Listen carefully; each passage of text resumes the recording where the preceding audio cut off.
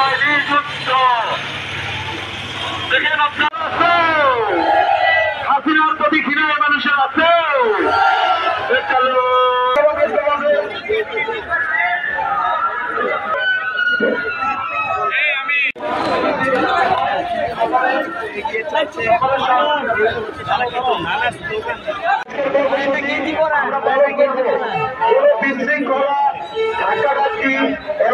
যারা এখনো বিশৃঙ্খলভাবে অবস্থান করছেন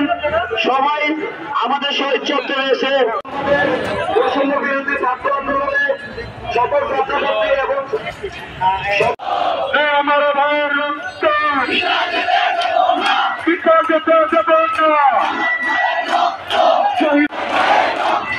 আমার ভাইয়ের খুলি ভোর হাসিনা হাসিনা